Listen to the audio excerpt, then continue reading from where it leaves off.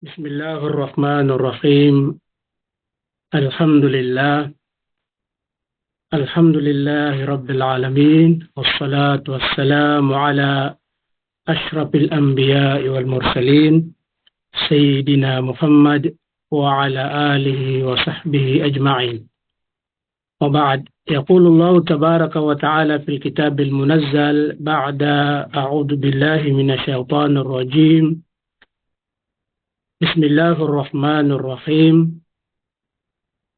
إن الذين كفروا وماتوا وهم كفار فلن يقبل من أحدهم ملء الأرض ذهبا ولو افتدى به أولئك لهم عذاب أليم وما لهم من ناصرين. Alhamdulillah, una-una ho, lubos tayo nagpapasalamat sa dakilang lumikha ang Allah subhanahu wa ta'ala sa mga biyaya na kanyang pong pinagkakalob sa atin na kung ating pong bibilangin, kailanman na hindi natin kayang bilangin. Napakalinaw sa banal na Quran, ang sabi po ng Allah subhanahu wa ta'ala, wa in ta'uddu ni'matallahi la tuhsuha.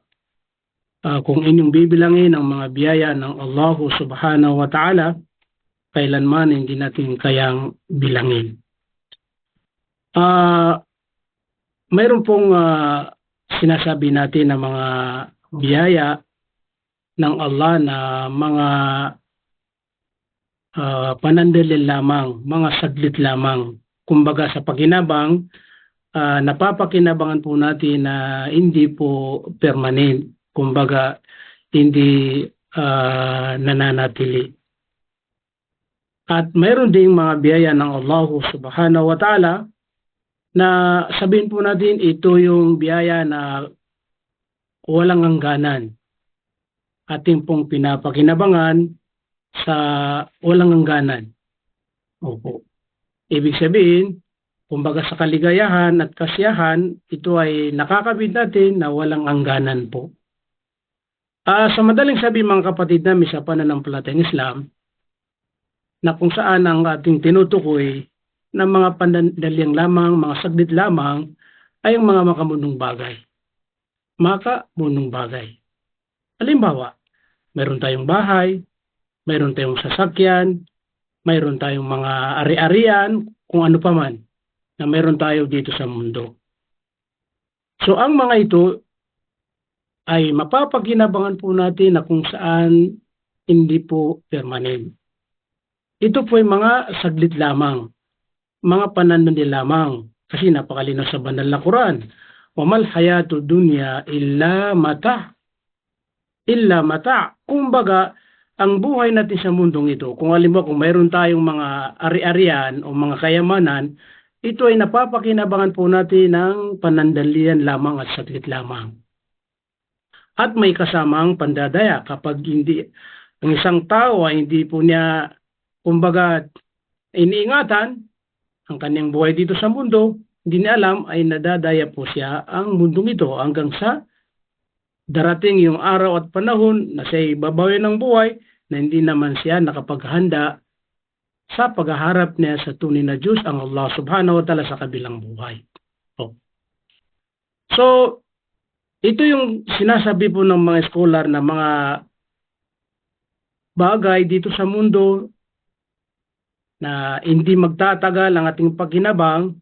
Opo, kasi kumbaga ito ay isa sa katawagan sa banal na Quran ay zinata, katulad ng sinabi ng Allah sa banal na Quran na kung saan inna ja'alna ma'al al-ardi zinatan laha linabluwahum ayyuhum ahsanu amala. Katotohanan sabi ng Allah subhanahu wa ta'ala na lahat ng nandito sa ibabaw ng lupa, kung ano man ang ating mga nakikita, mismo ang ating mga mata, tulad ng mga nakikita po natin. Ang mga ito ay tinatawag na zinatan laha. Kumbaga, palamuti lamang ito sa mundo. Palamuti lamang. Kaso lang, binigyan tayo ng buhay ng Allah sa ibabaw ng lupa na para subukin po tayo. Kaya sabi po ng Allah, ang mga ito ay ito ay kumbaga susubukan po sila kung sino po sa kanila ang magpapakabuti. Susubukan tayo ng Allah kung sino po sa atin ang tatahak sa matuwid na landas. Opo. So sa madaling sabi, ang mga bagay sa mundong ito ay panandaling lamang kahit mayroon tayong lahat. Pero ang pangalawang biyaya ng Allah subhanahu wa ta'ala, na sabihin po natin na ito yung permanent, ito ay sa kabilang buhay. Ito ay matatagpuan po natin sa kabilang buhay. Kapag nandun na tayo at napabilang po tayo sa mga taong pinalad, pinagkaluban ng biyaya ng Allah subhanahu wa ta'ala, nakasama po siya sa pinagkaluban ng awan ng Allah na kung saan tinanggap po siya sa paraiso. So doon po siya magkakaroon ng kaligayahan at kasiyahan na walang hangganan. Kailanman. Allah Akbar. Hindi po katulad dito sa mundo na kahit na umaba pa ang ating buhay, pero may hangganan pa rin yan. At bukod doon, kung hindi pa tayo mamamatay at tumanda na po tayo, mawalang lakas po nating lahat, babalik pa rin tayo sa parang bata. So, wala na yung sinasabi po natin at pinapakinabangan po natin ng mahigi yung ating mga, kumbaga, naipundar o naipon dito sa mundo. Kaya po mga kapatid namin sa pananampalatayang Islam, na kung tayo ay nagsusumika para lamang dito sa mundo, huwag po nating kaligtaan na magsikap din tayo para sa kabilang buhay. Kasi kung tayo po ay nagsisikap, halimbawa, sabihin natin, nagsisikap po tayo dito sa mundo na para lamang makabunong bagay, pero hindi tayo nagsisikap para sa kabilang buhay. Ano po bang mayroon tayo kung ganun? Diba? So, ibig sabihin, parang hindi po tayo handa doon sa kung saan mga biyaya ng Allah subhanahu wa ta'ala nating mapapakinabangan na walang hanggan. Allahu Akbar. Ang tinutukoy po natin ay ang paraiso ng Allah subhanahu wa ta'ala. Kaya mga kapatid namin sa pananampalatayang Islam. Opo. Excuse kasi may mga pumapasok.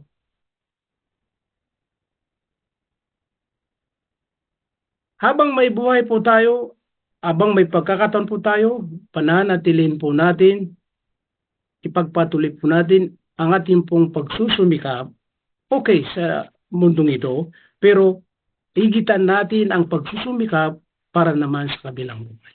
Subhanallah. Sa ngayon po mga kapatid namin sa pananampalatayang Islam, ating pong kumbaga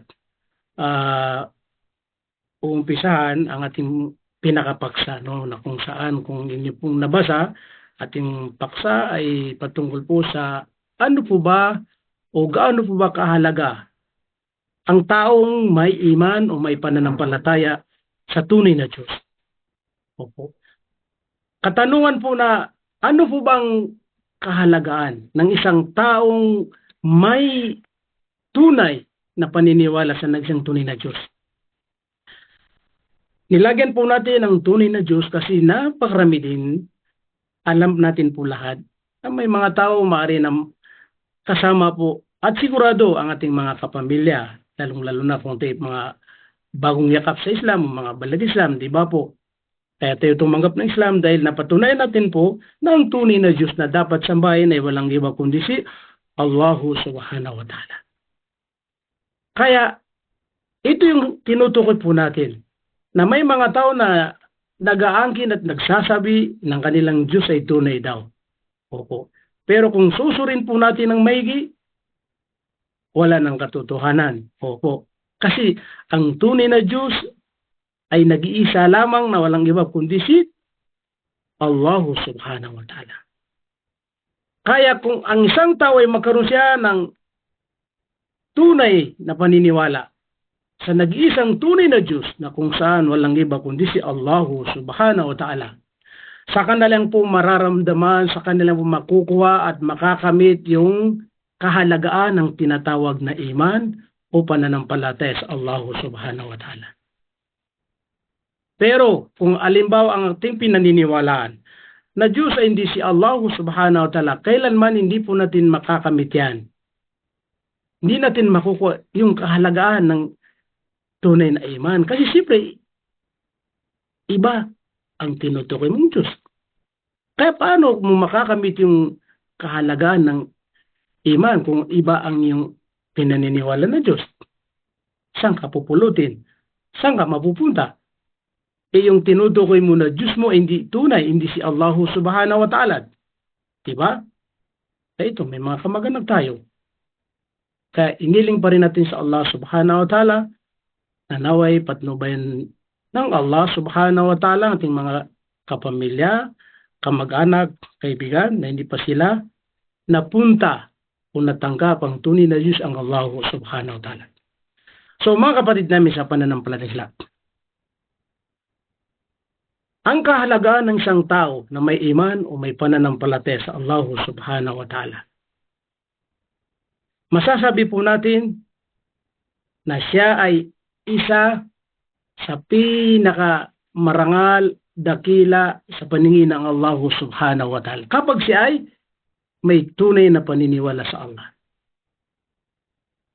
Na hindi po ang kondisyon ay magiging dakila po tayo, magiging marangal po tayo sa paningin ng Allah subhanahu wa ta'ala na kung saan kung tayo ay isang sabihin natin milyonaryo, kumbaga sa mga nakapagtapos ng iba't ibang kurso o ano pa mang mayroon tayo, hindi ang kondisyon po yan. Ang kahalagaan ng isang tao, ang halaga ng isang tao sa dakilang lumikha ay ang pagiging isa niyang tunay na naniniwala sa Allah subhanahu wa ta'ala. Kahit ikaw isang pulubi, kahit ikaw isang kumbaga, na napapabilang sa sinasabi nga nila na ang pamilya niya, parang ganun, di ba? Mga kapatid namin sa pananampalataya. Hindi. Sa Islam, sa ating pananampalatayang Islam, ang halaga ng isang tao sa dakilang lumikha ay sa pamamagitan ng kanyang tunay na iman o paniniwala sa Allah subhanahu wa ta'ala. At kapag hindi po siya magkaroon ng tunay na iman o pananampalataya sa Allah, kahit na sinabi natin kanina na isa kang milyonaryo, di ba? Hindi ka pa rin masasabi na marangal sa paningin ng Allah subhanahu wa ta'ala. Allahu Akbar. Naalala ko tuloy, may isang hadith ng Propeta Muhammad sallallahu alaihi wasallam. Dito po natin malalaman kung gaano kahalaga ang isang tao na may iman at may pananampalataya sa nag-isang tunay na Diyos. Allahu Akbar. Isang araw may dumaan na lalaki sa harapan ng Propeta Muhammad sallallahu alaihi wasallam at ang kanyang mga kasamaan, ang mga sahaba na tinutukoy. Dumaan. Nang napada ng isang lalaki, ang Propeta Muhammad sallallahu alaihi wasallam ay nagtanong sa mga sahaba. Kumbaga, ano ang masasabi niyo o ano sa palagay ninyo sa isang tao na ito na dumaan? Allah Akbar. Anong sinabi ng mga sahaba ng Propeta Muhammad sallallahu alaihi wasallam? Naqulu hada min ashrafin nas. Allah Akbar. Ang sabi ng mga sahaba kasama ng Propeta Muhammad sallallahu alaihi wasallam, ito ay isang tao na kung saan napakarangal, kumbaga marangal sa mga tao. Tinitingala. Allah Akbar. Pag sinabi natin na inahangan po natin yung isang tao, tinitingala po natin, lumalabas doon na meron siyang katangian na kaiba-iba. Halimbawa, sabi natin, pag isang milyonaryo, siyempre, iba pa rin yung pakiramdam, di ba? Tingnan niyo po. Dahil milyonaryo yung isang tao, mayaman siya, kahit na siya ay makasalanan. Kahit na siya ay, kumbaga sabihin natin na nagnanakaw. Opo. Pero dahil sa kanyang kayamanan, kapag sinamimigay, tinitingala pa rin yan, inahangan pa rin ng mga tao yan. Kahit nagaling sa, kumbaga, masama ang kanyang, kumbaga, ibinibigay. Dahil doon sa isang katangian na mayroon siyang kayamanan. Kaya, Sinabi ng mga sahaba na itong mama na dumaan ay kabilang sa mga marangal na tao. Ibig sabihin, mayaman, kilalang kanyang pamilya, parang ganun, yan ang ibig sabihin nun. At ang sinabi pa nila, hada hariyun in khataba. Ilakhir al-hadith kasi mahaba yung hadith na yun. At ang mama ito, sabi ng mga sahaba, kumbaga, siyempre, mayroon siyang kalayaan at kung mayroon po siyang tutulungan na alimbawa, isang mama na gustong mag-asawa, opo, ibig sabihin, tutulungan niya isang tao para makapag-asawa sa pamamagitan ng mga pananalita niya. Yung kanyang mga pananalita, sabi ng mga sahaba, ay kumbaga tatanggapin yun. Kumbaga makakatulong siya, sigurado yan makakatulong. Kasi siyempre, nagsasabi, mayaman na tao at kilala na tao, di ba? Halimbawa, dalawang nagsasalita, mayaman, isang mayaman, ako ay mayroon akong itutulong sa inyo, kaya hintayin nyo yan. Di ba? So dahil mayaman yung tao na yun, hindi natin tingnan kung tumupad yun, hindi. Basta dahil mayroon siya, sa isip natin, magagawan po niya yun, di ba? Kaya tatanggapin natin yung kanyang mga pananalita. Pero kung may isang mama na nagsasalita na hindi naman katulad niya, sabihin natin siya ay isang pulubi. Yung kanyang mga sasabihin, hindi natin tatanggapin. Bakit? Kasi siyempre, alam natin na wala siyang kakayahan. O, kakayahan. Kaya, ibig sabihin nun, kung meron siyang tutulungan na para makapag-asawa, halimbawa purpose doon sa may pamilya ng babae, hindi rin tatanggapin ang kanyang mga sasabihin. Opo. Pero kung siya ay mayaman na siya at kilala siya at malaking pamilya, kaya po yun. Hanggang sa sabi ng mga sahaba, wa in syafa'a ay syafa'. Ibig sabihin, kung siya ay mayroong kanyang kumbaga say mamamagitan doon sa sabihin natin yung dalawa na hindi magkasundo, at sasabihin niya, kayong dalawa hindi kayo magkasundo, akong bahala, ayusin ko ang inyong mga problema. Basta magtiwala kayo sa akin. Yung kanyang mga salita sa tungkol sa mamamagitan, tatanggapin ang kanyang mga salita. Wa in qal ay yasma'a li qawli. At kapag nagsalita siya, diba, pag nagsalitang mayaman, makikinig yan. Makikinig ang mga tao. Papakinggan po ang kanyang mga tao. Okay, sa madaling sabi, mga kapatid namin sa pananampalatayang Islam, pinalabas ng mga sahabat ng Propeta Muhammad sallallahu alaihi wasallam na dahil ang isang mama na dumaan sa kanila ay kabilang sa kilala, mayaman, malaking pamilya, kaya lahat daw ang manggagaling sa kanyang salita, ito ay papakinggan at tatanggapin. Anong kondisyon? Dahil siya ay mayaman at kilala.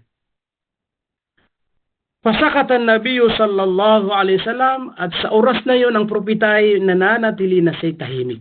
Hindi nagsalita. Kung ano man ang sinabi nila, wala ni sinabi ng propeta, maliban lamang sa nanahimik.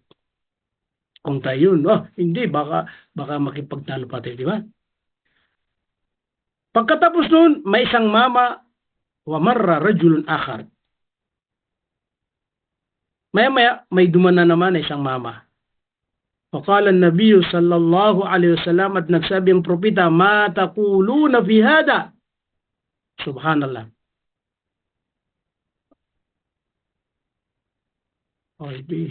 Parang mamati na naman po ang ating okay.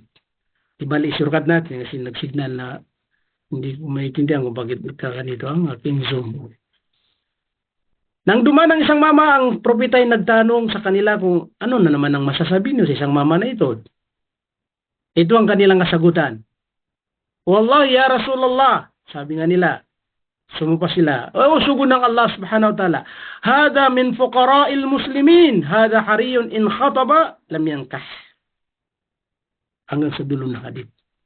Itong mama ay isang kumbaga pulubi. Isa sa kumbaga mga mahihirap, pero ang nakalagay, Muslimin. Isa sa kanyang katangian, isang may pananampalataya sa Allah subhanahu wa ta'ala. May paniniwala sa Allah subhanahu wa ta'ala. Pero itong tao, kung mayroon siyang tutulungan, halimbawa, para sa mag-aasawa, opo, hindi na tatanggapin. Kung mayroon siyang alokin na asawain, hindi din tatanggapin. Kung mayroon siyang kung mamamagitan po siya, hindi rin tatanggapin kahit na po ibinigay niya ang kanyang sarili na mamamagitan po siya. At kung siya magsasalita, sabi ng mga sabay, hindi rin siya papakinggan. So, opposite po yun, di ba mga kapatid namin sa pananampalatayang Islam. Una, mayaman. Pero walang binanggit na may iman, may pananampalataya sa Allah subhanahu. Yun ang katandaan po natin. Sa madaling sabi, yung una kahit na bilyonaryo po siya, kahit kilala po siya, malaking pamilya po siya, pero hindi siya, wala siyang iman at pananampalataya sa Allah subhanahu wa ta'ala. Pero itong tao na kahit na hindi papakinggan ang kanyang mga pananalita at hindi na siya kumbaga papansinin at babaliwalin siya, pero may iman po siya, may paniniwala siya sa Allah subhanahu wa ta'ala. Ano ang sinabi ng mahal nating propeta Muhammad sallallahu alaihi wasallam? Subhanallah. Lahada khairun min mil'il ardi mithla hada. Ito ang sinabi ng mahal nating propeta Muhammad sallallahu alaihi wasallam, ha? Itong tao na sinasabi nila na walang makikinig sa kanya kasi pulubi, pero nakaligtan nila may iman, paniniwala sa Allah subhanahu wa ta'ala. Kaya nung sinabi ng propeta Muhammad sallallahu alaihi wasallam, itong tao na sinasabi niyo na parang walang halaga, siya ay mas mabuti kaysa punuin ang mundong ito ng katulad ng isang mama na sinasabi niyo na papakinggan at kung anong sasabihin ay tatanggapin. Kasi mitlahada. Ibig sabihin, ang mundong ito, di ba? Napakaraming tao. Kahit na ang ipuno po natin sa mundo, ipuno natin dito, lahat ay katulad ng unang dumaan sa mga sahabat propeta Muhammad sallallahu alaihi wasallam na kilalang tao, marangal na tao, malaking pamilya na tao. Kahit ito, punuin itong mundo. Gaano karaming ito sa mundo. Kahit punuin na. Pero isa lang tao na mayroong iman, mayroong siyang paniniwala sa nag-isang tunay na Diyos, isang Muslim, khairun min mil'il ardi mithla hada. Pinatunayan ng mahal nating propeta Muhammad sallallahu alaihi wasallam, mas mainam po siya. Mas mainam po siya kaysa dami ng tao dito sa mundo na puro bilyonaryo, mayaman, lahat. Nakuha natin siguro po mga kapatid. Ito yung patunay na kapag isang tao ay meron siyang iman, tunay na paniniwala kay Allah, siya yung pinakamarangal dakila sa paningin ng Allah subhanahu wa ta'ala. Dito sa mundo, hanggang sa kabilang buhay. Subhanallah. Ito yung sinabi ng Allah subhanahu wa ta'ala sa banal na Quran. In akramakum indallahi atqakum.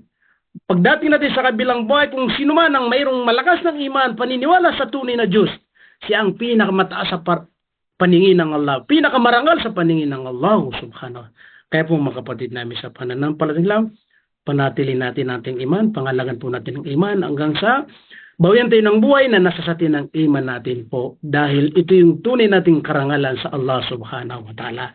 Siyempre gusto nating maging milyonaryo, mayaman. Pero kung wala tayong nakatakda doon, wala tayong magagawa. Ang mahalaga, yung ating iman ay manatili. Pagdating sa kabilang buhay, ibibigay ng Allah subhanahu wa ta'ala ang paraiso sa atin. At mamumuhay tayo na walang hanggang kaligayahan at kasiyahan.